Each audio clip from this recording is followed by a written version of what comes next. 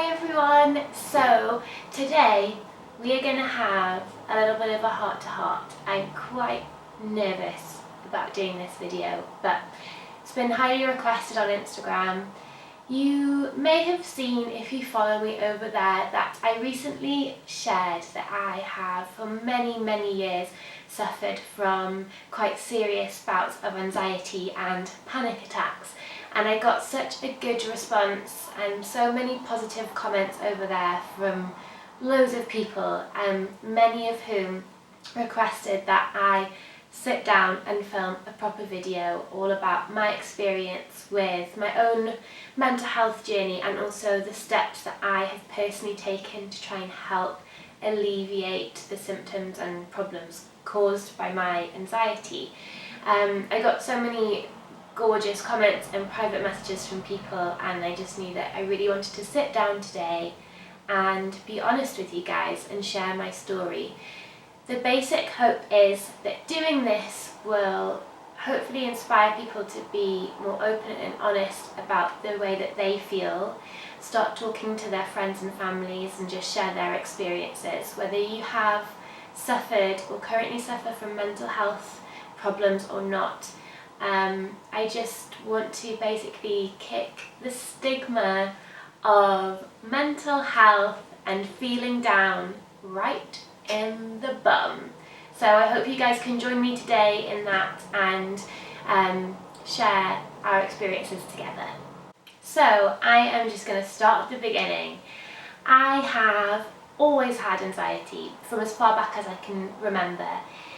When I was a toddler, I remember experiencing anxious thoughts and feelings, and I had no way of explaining that to anybody because I just didn't have the language skills and I couldn't effectively articulate how I was feeling and get help. And I think many people have that problem if they're naturally anxious when they're little. So my mum and I kind of coined the phrase funny feelings to try and put some sort of label on when I was feeling weird. I would say I have funny feelings, and that was a way for her to know that I wasn't particularly happy at that moment. And I think they kind of started from around the age of like 3 or 4. So basically I've always had anxiety, and it has been in huge waves, peaks and troughs throughout my life. 2 years ago they got really bad. I will talk about that a bit later. So going through school, and primary school was totally fine and fun, and I had like a very happy childhood.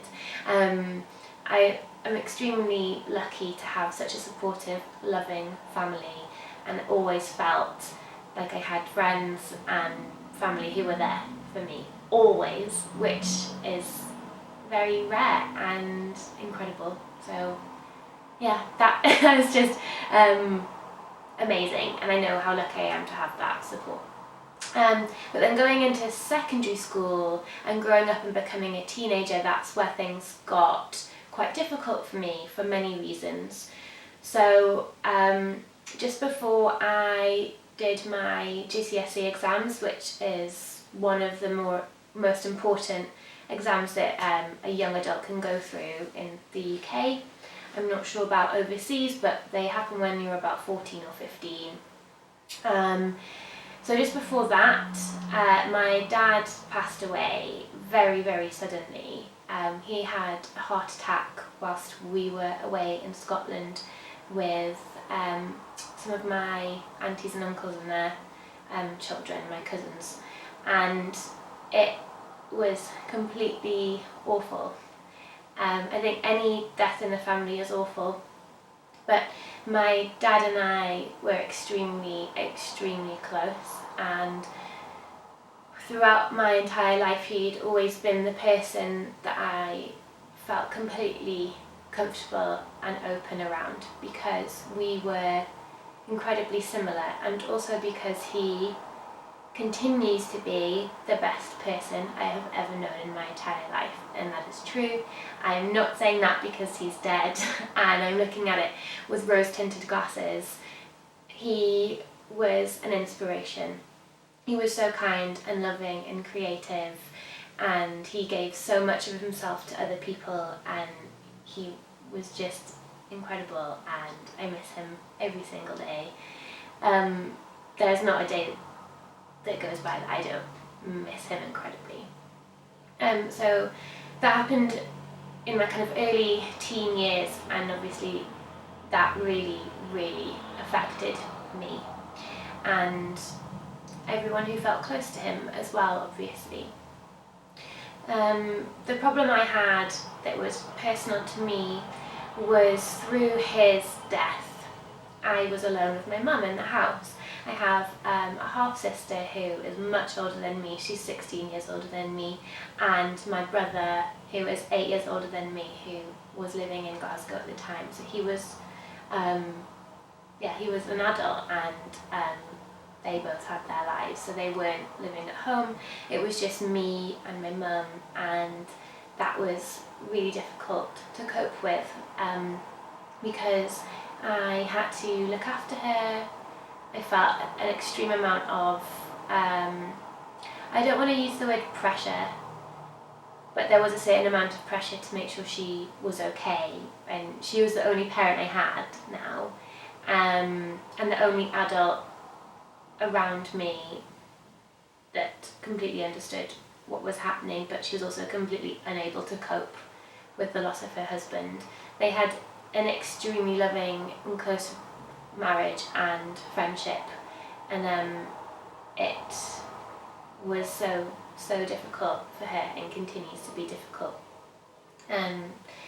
So I lost my dad, but I also felt like I'd lost my mum as well, because she was unconsolable in her grief, and so I felt really trapped in the house with her, and I had to make sure she was okay, and just so much pressure and so much guilt, and I don't blame her at all. I don't blame her actions, but it was extremely difficult to live in a house where you have one parent who doesn't stop crying and doesn't sleep, doesn't eat. And I was 14 and I had to care for my mum while she was in that state for quite a long time, and school was my escape from that. So straight after my dad died, I basically went to school. I think I shocked quite a lot of people by doing that, but I just had to escape my life and just get back to some sort of normality. But the issue was, at school things weren't that great either. I have never really got on very well with education. I love learning. I absolutely adore learning, but I do not like the school and education systems as they stand currently in the UK. I'm too much of a opinionated, free-spirited person to ever be told what to learn.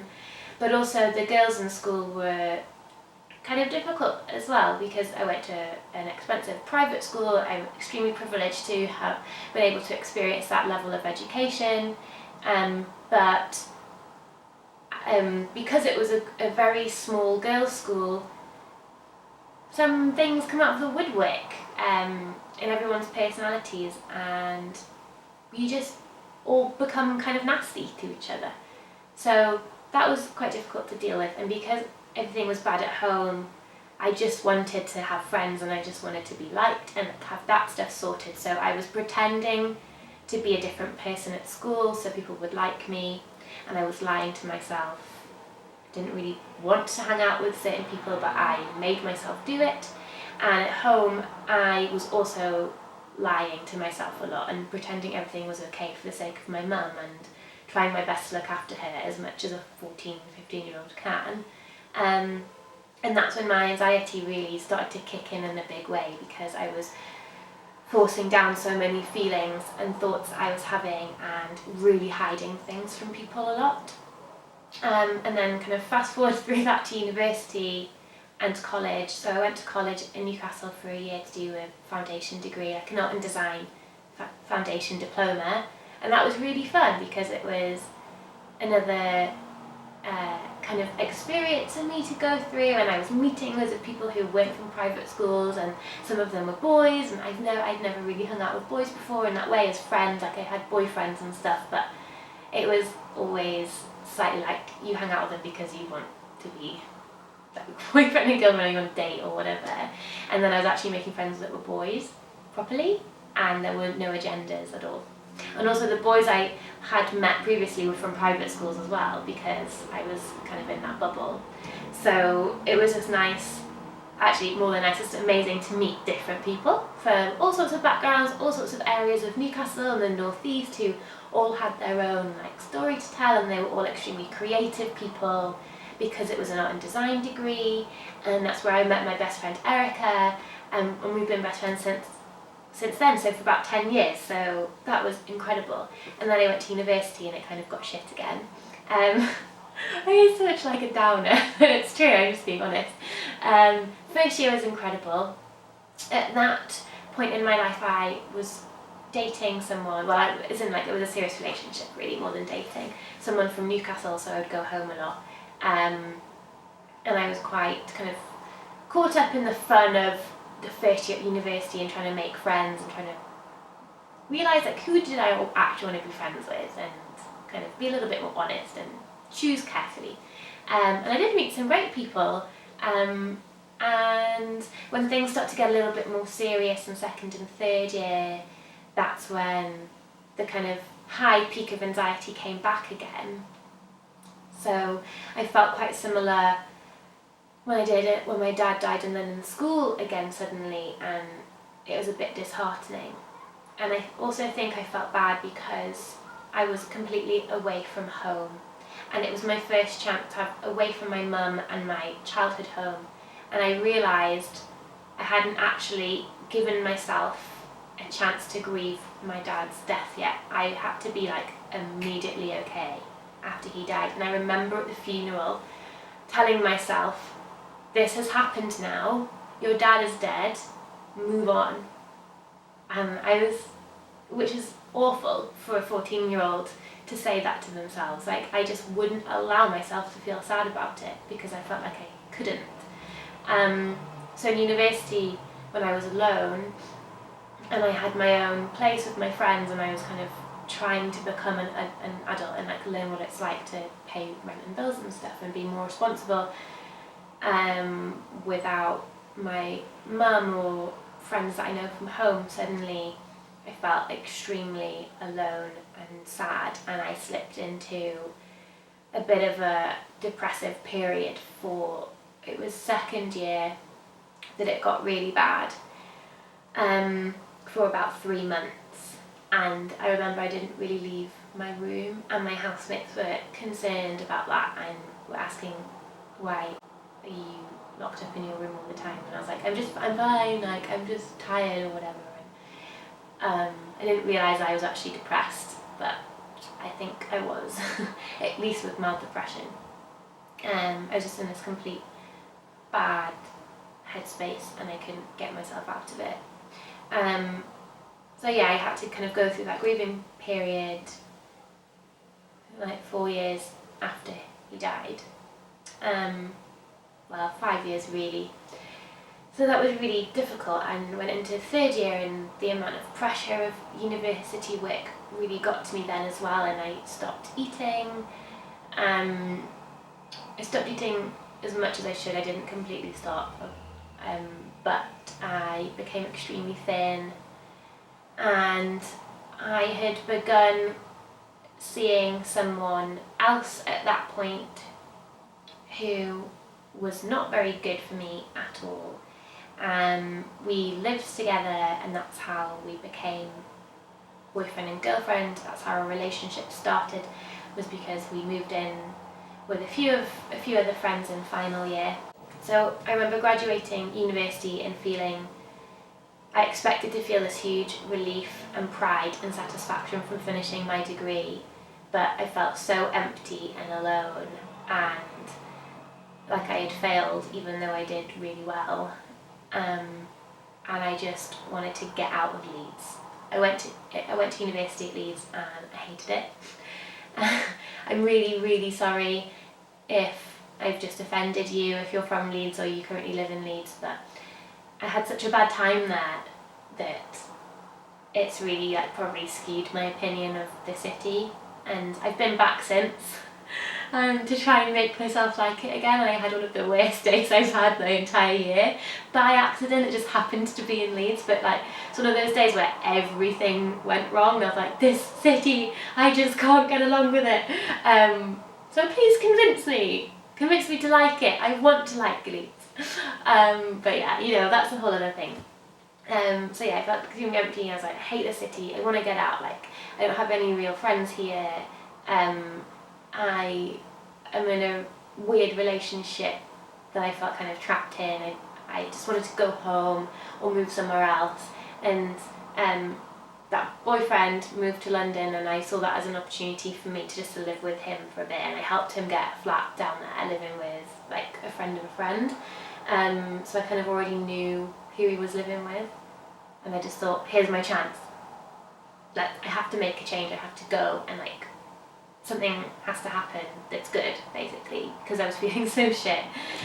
And it's funny because I didn't understand those bad feelings were coming from my mind and what had happened to me in the past. I thought I could leave it behind. I was like, it's just university, I just don't like university and I need to leave. But actually it's like, I had anxiety and depression, and my dad had died, and I'd been kind of bullied at school, so it was all that stuff, and I was not giving it enough credit and letting myself understand that that was why I felt shit all the time. And I was also very, very good at hiding it. I became extremely good at, especially when I was with people that I cared about, friends, not necessarily family, but around friends, to be this really happy-go-lucky, confident, bubbly, fun person, because that was my escape from feeling crap. I was gonna say but yeah, so from the outside I was like, everything's really fine, and it usually was when I was with people that I cared about, but I really treated my mum badly a lot of the time, which I think happens a lot when you're struggling with things and you have your own battles, that your family becomes a bit of a scapegoat for that. And then moved to London, and I slowly realised that this person I was with was kind of toxic. So yeah, the first year of living in London just wasn't good, and I finally got to the point where I couldn't be with him anymore, and it took so long to realise. It took like 2 years, I think, to get to that point where I was like, I don't want to blame him, but I was like, something needs to change, and it's this relationship, and it's me walking away. And I just got to the point where I thought, I'm not going to take you treating me like this anymore, and I felt so empowered, and I broke up with him. And then I realised, I'm living with you, and I don't have anywhere to live, and that made me so anxious. I think finding somewhere to live when you're in a difficult situation like that is incredibly stressful. Whether you have anxiety or not, moving is awful. So I had to deal with that. In a city I didn't know at all. I was living in Dalston at the time. I don't know if you know London very well, but it's, it's a great area, but I found it really scary. I'm from Newcastle, which is tiny, and most of it's pretty. Where I grew up, I was so lucky to grow up in this incredibly safe, picturesque area. I've been completely spoiled, by the way, in my life. I don't know if you can tell, but my upbringing, my childhood, and where I've lived has always been great.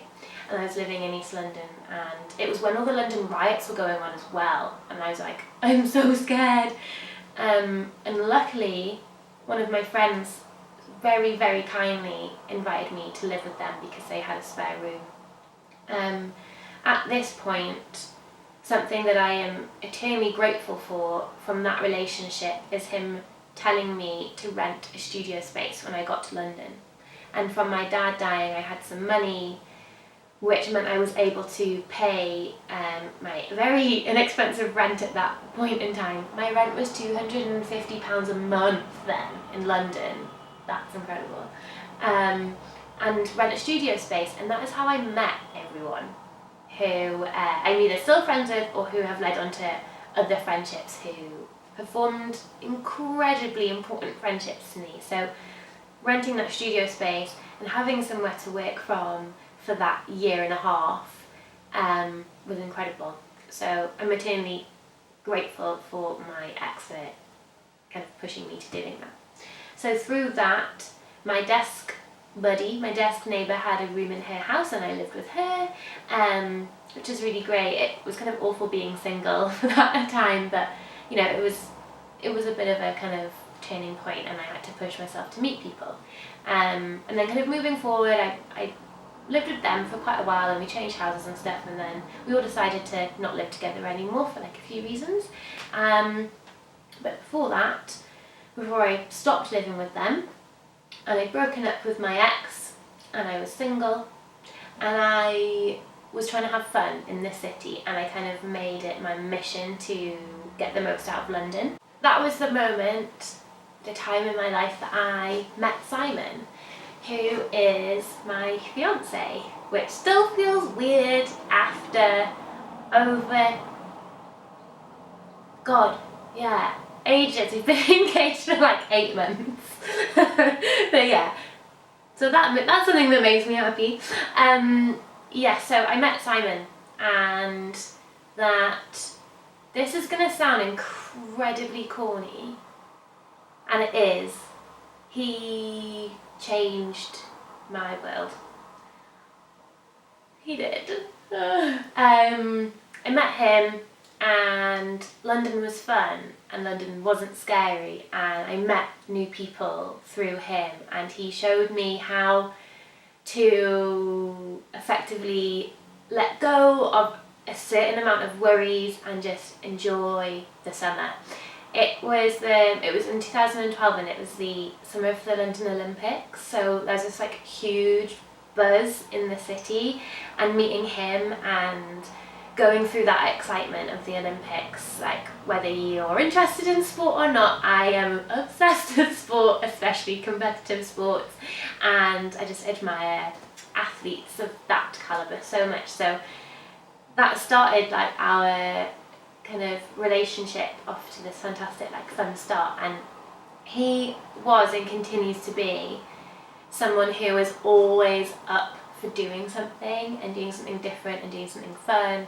He's not some like crazy party animal, but he likes visiting places, he likes going to galleries, he likes going to restaurants, and he's the first boyfriend I have ever had as an adult person, so not a teenager, who kind of wanted to put the time in and go to things with me and share things, who also happened to like the same stuff I liked. So I met him through renting that studio space, and he is a friend of a friend. So one of my friends had a desk space there, and he introduced me to Simon. So without him, I really don't think I would have met Simon, and without renting that space and pushing myself to meet new people, I wouldn't have met the man I'm going to marry in 7 months' time. So that is something that I'm extremely grateful for. To bring it back down to reality, and back to the theme of this video, quite often, when you feel relaxed and settled and more comfortable, that is when your brain can decide that is the perfect time to kick it up a notch and make you remember that you have a mental illness. So annoyingly, at that period in my life when I was most happiest, we rented this flat that we're still in. We just moved in, and something changed in my mind, and I became the most anxious I have ever been. And I do think my theory of this stuff rears its ugly head when you're the most relaxed because you're probably more capable of dealing with it. But it was also connected to my job at the time as well. So I was running my own business. I'd given up my studio space because I didn't need it anymore. Now I was living with Simon and I could work at home. But I was also working part-time as a creative events organiser and manager, which, if you work in events or have any kind of history with that, you know how freaking stressful it is to manage events and manage huge amounts of people. And a lot of the time I was doing that on my own. I organised a lot of creative events for the V&A, the Natural History Museum. I worked with Laura Ashley and Facebook, these like huge brands, and I also helped launch one of the Final Fantasy games in the UK, which I kind of forget I was part of that, which is insane. That was like a huge amount of people that I didn't have to organise everyone. I was organising part of the kind of creative side of that event, but I'm like, no wonder I was so stressed. And again, I got into a really bad eating habit like I did at university. When I'm stressed, I don't eat, basically, and I lost lots of weight, and that's when my digestive system completely broke as well.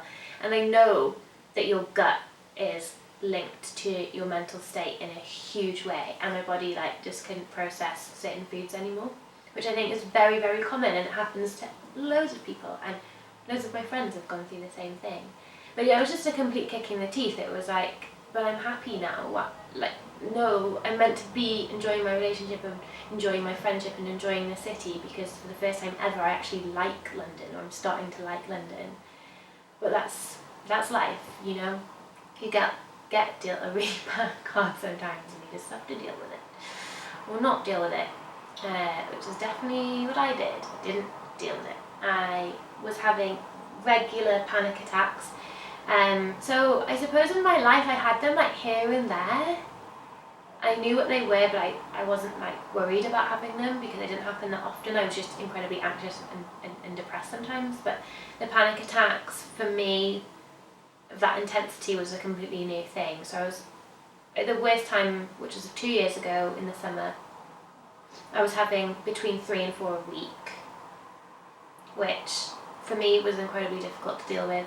I know some people may have them every day or multiple times a day, and I don't understand how you can cope with that, because I couldn't deal with having that many attacks, and it's really difficult for me to explain what they're like, because once they're gone, the kind of emotion just leaves you feeling completely drained. But basically the way I experience it is, you can tell they're coming on, my chest gets incredibly tight and I struggle to breathe properly, and everything becomes louder and more intense, and I probably become slightly paranoid and worried people are looking at me and I'm acting weirdly, which I probably am.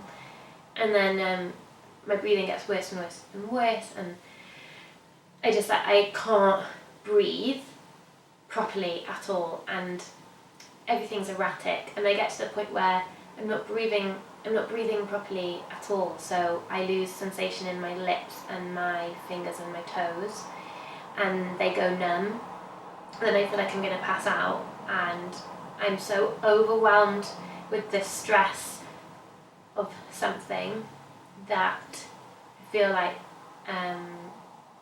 the world is going to end, which sounds so dramatic. And I think to some people it's just like, get a grip of yourself, like, come on. That's just what it's like. And so I was having them all the time, and I still find it incredibly comfortable and weird to talk about because I still have them. Not as often anymore, but it got to the point where I was having them so often that they made me depressed, because that became my personality. My personality became this really worried, anxious girl who couldn't leave the house and couldn't get on public transport and couldn't do the things she wanted to do so badly because she would probably have a panic attack. I would have them in supermarkets, in the park, on the tube, which is the worst place to have them.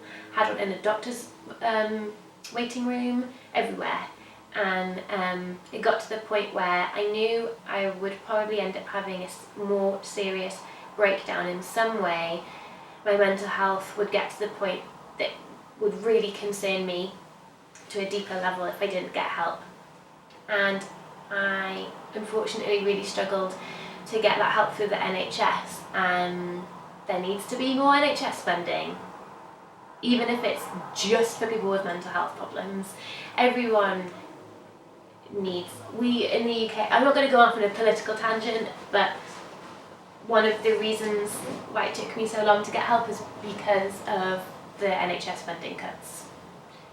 And that's just the truth, so got it sorted. So I had to go down the private route because it was going to take 6 to 8 weeks to get an initial doctor's appointment, just to see a doctor, not to see a psychologist or a therapist, just to meet with my doctor who could say, yes, I think I can refer you to see your initial appointment with a therapist. And it would have been months. So I felt like I needed to pay to see somebody, and I still see that therapist now. And it's the best decision I've ever made, and it's the best money I've ever spent. And it is quite expensive. But there are lots of therapists, including mine, do discounts and rates for people who can't afford to pay the full rate, and lots of therapists are very open with talking about your financial situation if you're comfortable with that too, which is amazing. So don't feel like if you want to go down the private healthcare route that it's always has to be expensive, because my therapist offered me like a 50% discount, which is incredible. And I decided that I wanted to pay him the full amount because my mum was paying for half of it. She doesn't anymore. I pay for it all myself now, but because we were splitting the cost of each session, I thought it's fine, we'll stick to his full fee. Yeah, don't worry about the expense necessarily, is my point. So I went to see him, and the advice I can give to you is, if you're at the stage where you know you need to see a therapist and you know you want to, little secret, everybody needs to see a therapist. Every single person on this planet needs to see a therapist. Everyone's got something to talk about, and so there's no shame. That's the thing. I haven't met anyone who is like completely okay. It just doesn't exist. So if you're comfortable with it, and you have to be comfortable and you have to be ready to take this step. But if you are, please do it. Please go and talk to somebody. And I don't mean talk to a friend or a family member. You should do that as well, but I mean talk to a professional who is trained to help people cope. Because I went for a therapy session after my dad died, and I wasn't ready for it, and I wasn't in the right frame of mind, and I went once and I walked away. And it's taken me, like 13 years or something ridiculous like that to get to the point. Well, actually my whole life I've always had anxiety, but since my dad died especially, it's taken me that long to get to the point where I've seen a therapist. And there are other coping mechanisms you can use, but that is the first step, and your therapist will then educate you more about how your personal steps that you can take to ensure that you feel more comfortable. And talk therapy is just amazing. I've been so surprised at how beneficial it's been for me. I don't want to sound too evangelical and kind of try to overly convince people to go and see a therapist, but I can't recommend it enough, basically. And I wish I'd gone sooner. I wish I had been able to go and talk to someone sooner, because I would have been happier, basically. That's what it comes down to. In terms of my personal coping mechanisms, I avoid public transport at peak times, because that is something that can really set me off, especially if I'm stressed or having a bad day. Really basic things like, I grew up in Newcastle, which is a very small city, and I always have enjoyed spending time with nature. And it's something as simple as just getting out of the flat every day. I work from home, and I think if you work from home or if you work in an office, make sure you're leaving that space. Just go outside for 15 minutes and walk around. Don't take your phone with you. Walk around and look at things and appreciate whatever it is. I'm weird, I like leaves, and if I see a leaf it makes me happy. Simon snapped me out of a panic attack a few weeks ago by taking me outside to look at some leaves. Just find out what you like and it will help you feel a little bit better. Also, cooking and eating out makes me feel better, and I know when I'm stressed I don't like to eat, so when I'm not stressed I relish it. And I try really hard not to work hard, although I do take on too much work, but I've been really proud of myself recently and I have forced myself to take a lot more breaks. People feel guilty for taking a break. That's bullshit. You should take breaks. You need to relax if you're working hard. So every 25 minutes I have a 5-minute break, and every few hours I have a half-an-hour break. And if I'm working and I'm not feeling it and I'm getting overwhelmed from the stress, I just remove myself from my computer. I sit down, I'll write a poem or I'll read a book or I'll watch a TV show for half an hour, and then I'm ready to get back to work again. So if work is a huge factor of your anxiety, remove yourself from it occasionally. You need to. And also breathing techniques. If you have panic attacks, your body becomes so much smaller and tighter, and it's an immediate response to curl up and want to disappear. And I know at my worst times I literally wanted to disappear, like I wanted to go. And you need to fight that urge and open your body up. And I've noticed that my kind of natural stance can be quite closed sometimes, and I try to notice when I'm doing that and just kind of push my shoulders back and down and kind of lengthen everything. And sometimes just putting my arm up on something just gives your body more space and you don't feel so hemmed in, and it's just the physical motion of opening your body really helps, and it literally helps expand your lungs and get more air into you. So it's not even like a kind of mental confidence thing. It opens up and creates more space internally with your organs, so that's really important as well. So basically my top tip is see a therapist, concentrate on your body language and your breathing, avoid triggers as much as you can, talk to friends and family, do things that make you feel happy and have breaks from your life, because there's so much pressure. Sirens again. Every video there's a siren.